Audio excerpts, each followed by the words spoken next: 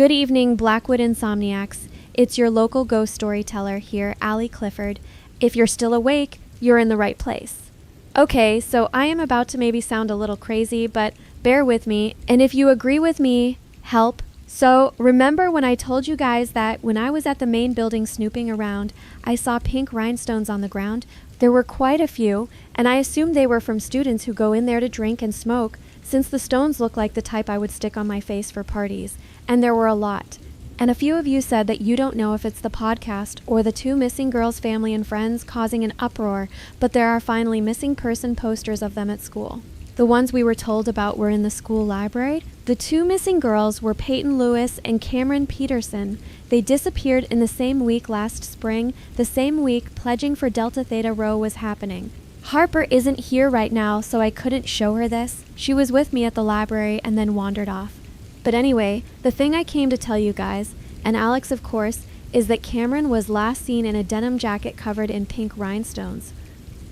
Coincidence? Maybe.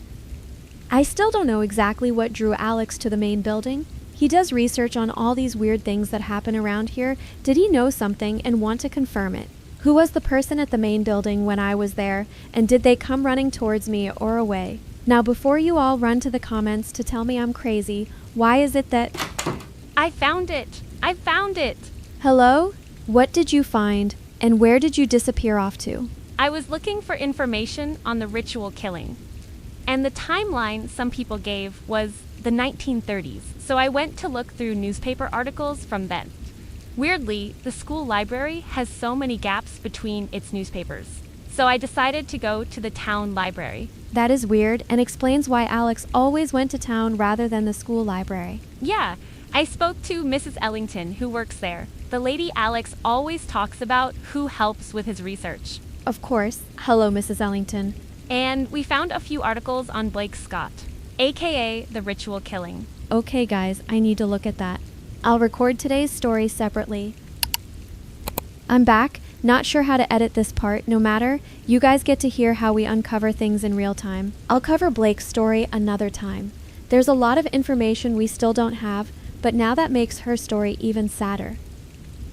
I wonder if male Blake is still alive, and if it would be insensitive of me to ask him about her. But that's for another day. Let's look at everyone's comments. A lot of you have heard of the voice notes during Blackout Week. Some of you agree with the forest theory because of all the stories the forest is involved in. Others added that they're sure they see something with long limbs moving between the trees when there's a snowstorm. That's a terrifying image. I wonder if Alex has a story about a forest monster. Others. And I bet it's all the psych students say that a collective group of people can create things that seem real but aren't, and it's called mass hysteria. That sounds hard to believe, but I have heard of it before, so maybe. A lot of you saw it happen with your own eyes. There are a few stories in the comments, if anyone wants to go read them.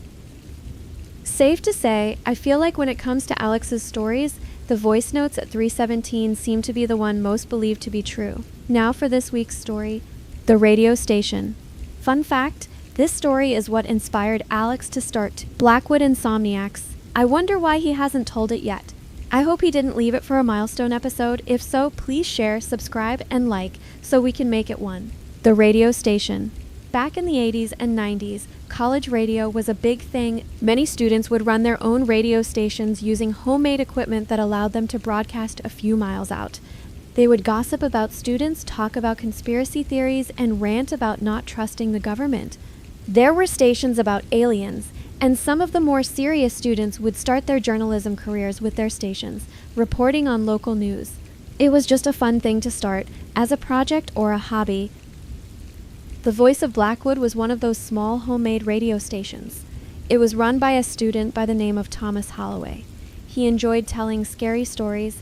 Once a week, on a Friday night at midnight, he would tell scary stories, all fictional. Students around Blackwood loved it, and Thomas even had townspeople tuning in to hear his stories.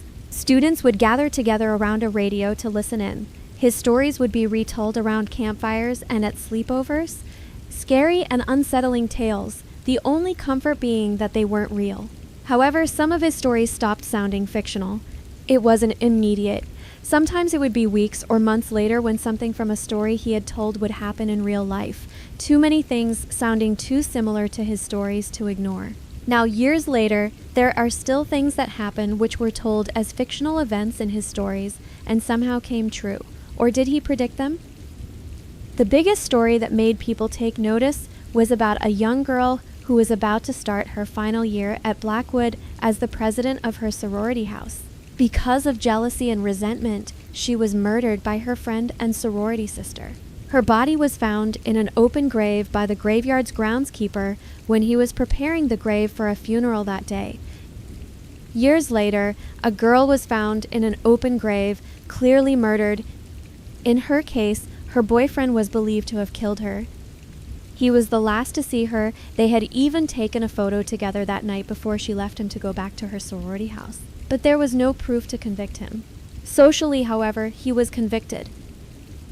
Some of his less serious stories are called coincidences by skeptics, such as a small fire at the library.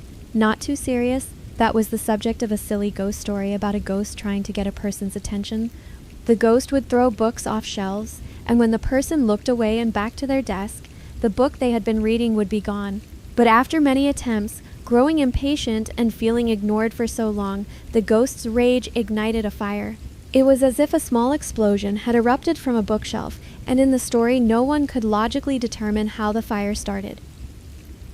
Then, a few weeks after this story was told, there was a small fire at the school library. The fire also looked like a small explosion, and just as in the story, no one could explain how it started. Another story was about a girl who came back from class one day and got to her dorm room to find it completely empty, all her things gone. Her bed was stripped bare, her posters and everything she'd used to personalize the space was gone.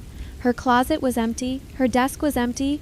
She confronted her roommate, but the roommate acted as though she had never met the girl before and insisted she had been the only person in that room since school started. Bit by bit, people also started to ignore her, not looking at her, not reacting when she spoke, walking into her as if she wasn't even there, until she wasn't there, until she was just a ghost.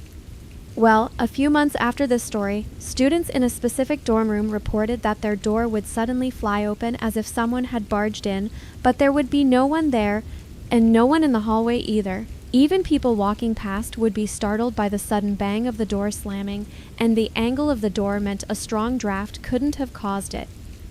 Rarely, very rarely, their closet door and desk drawers would also just fling open.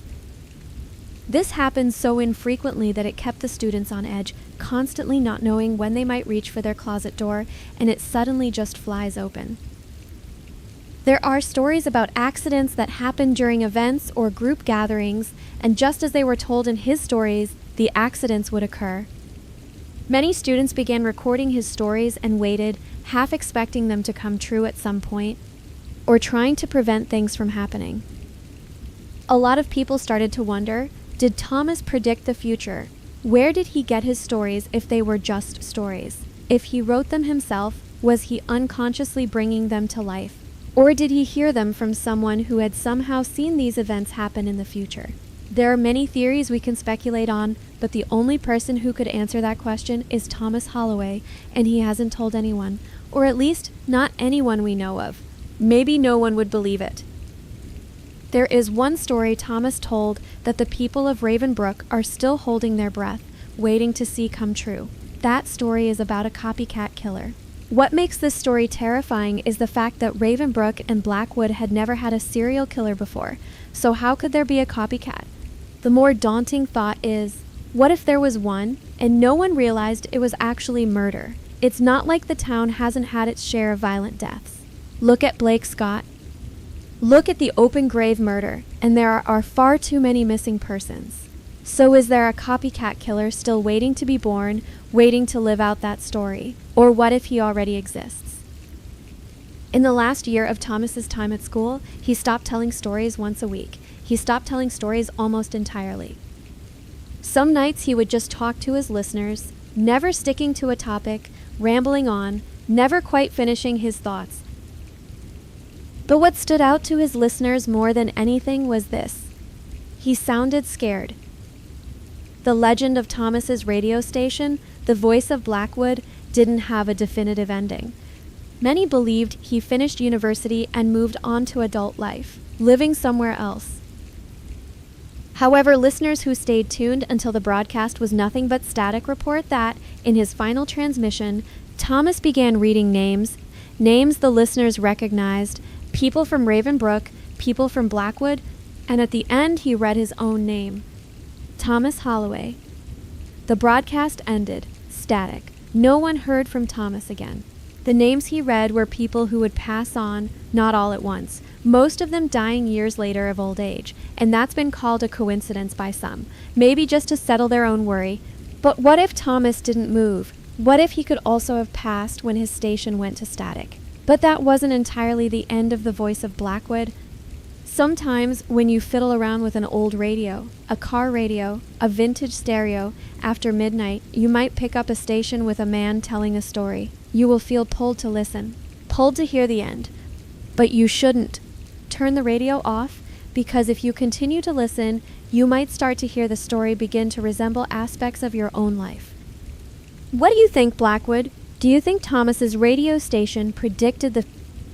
Let me know what you think in the comments. That's enough for me, Blackwood Insomniacs. I hope you're all in dreamland by now. This is Ally. Good night, Alex.